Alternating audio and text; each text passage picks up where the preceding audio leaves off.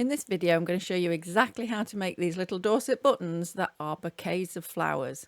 The ordinary ones at the side here, I have another video showing you how to make those, which you'll find the link below. So all you need is a hoop of some kind. So you can see I've used a curtain ring so that I can hang it, but you can just use an ordinary plastic or wooden ring like I'm using here. Now you want some green embroidery thread to go around the edge and to do the background of your bouquet, the stems and the leaves, and some colours for your flowers. So to start with, you're going to thread up a needle with a great big long length of the green so that we can do what's called casting, which is cover that loop. So just lie your embroidery thread along the hoop and then take your needle through the loop and the hoop. It's very confusing. So let's say that again. You're going to go through the hoop, but make sure you go through your loop of embroidery thread, and that's going to form a blanket stitch. Now I have a video all about blanket stitch, so again, that'll be linked below if you want to go and have a look. So you'll see it's starting to cover the ring, and we're also working over that edge, that end that we left. So the tail of embroidery thread is getting trapped in there nice and secure. So you can see when you start and you have a great big long length of thread, it takes a little bit of pulling through, but it gets easier. So through the hoop, through the loop of embroidery thread, and pull it tight. And you're just going to keep going doing that all the way around that hoop. And then it'll be nice and secure and nice and covered. And then you'll be ready to start on your bouquet.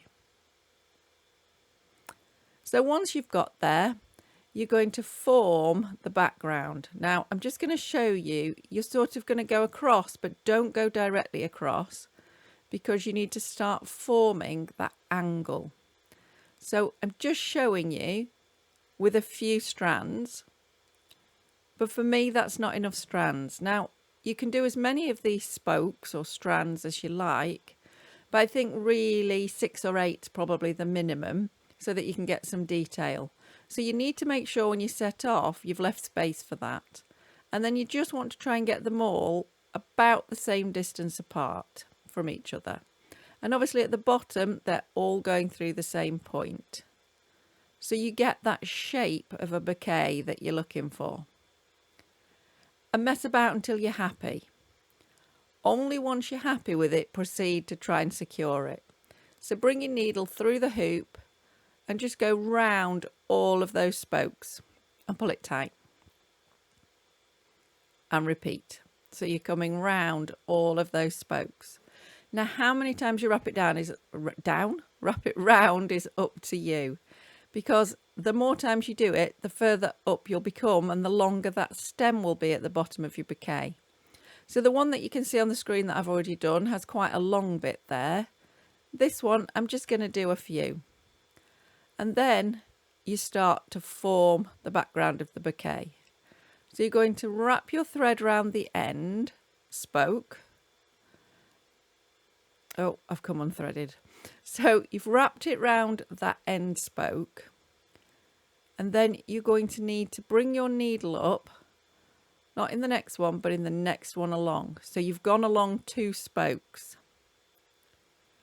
And then you're coming back 1. So along 2, and then back 1. You can see I've got a short thread now, so it starts to get a little bit awkward. So along 2 and back 1, and that's the basic format for a Dorset button.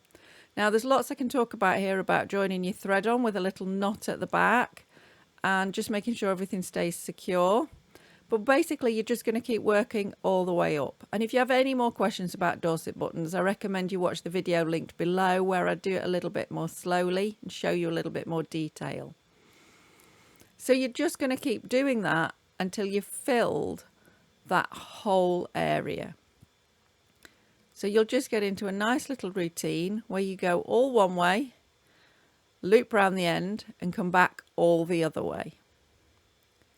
And keep doing it until the whole thing is nice and green and you've reached the hoop.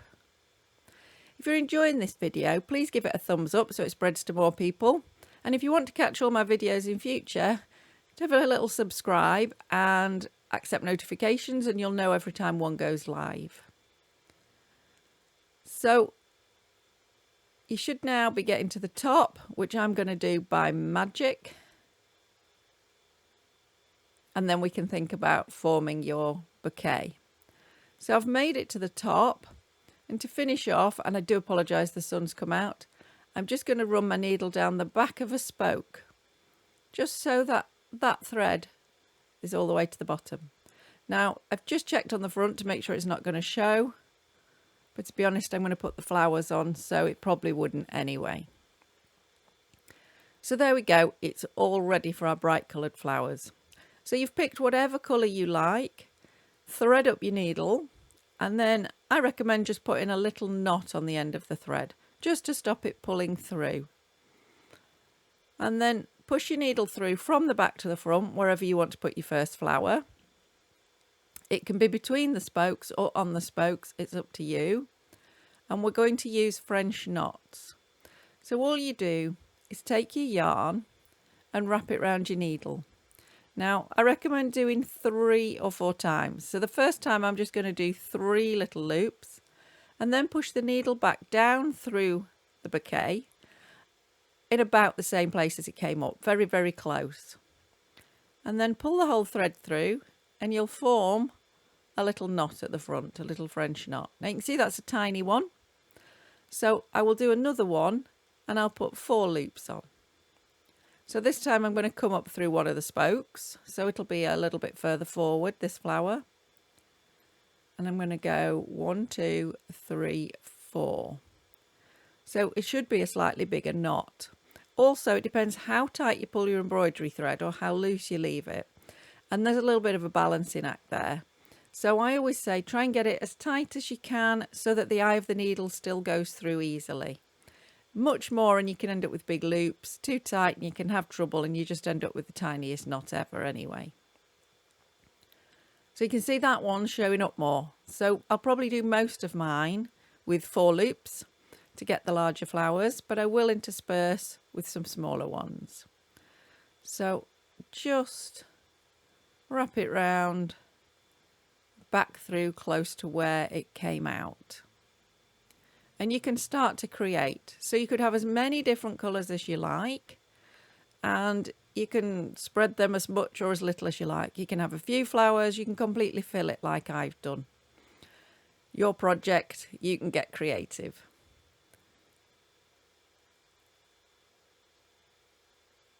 But you can see there how it's coming together, and hopefully will look like that one shortly. So once you're happy you've got enough flowers, and I'm happy with that one, you're done if you want to, but I like to just finish it off with a little ribbon around the bouquet. Now I'm actually using embroidery thread. You could use a little ribbon if you've got one, and just tie a little tiny bow. Now I'm not going to lie, it's a little bit fiddly, but I do think it's worth it. So I'd say keep your embroidery thread quite long so that you can actually tie this bow. Pull it until you're happy with it and then trim off the ends so it sits nicely inside your hoop. And then you should have a beautiful bouquet. You can attach it to a parcel, you can hang them up, or just gift it as it is, perhaps a brooch. Whatever you use it for, enjoy making them.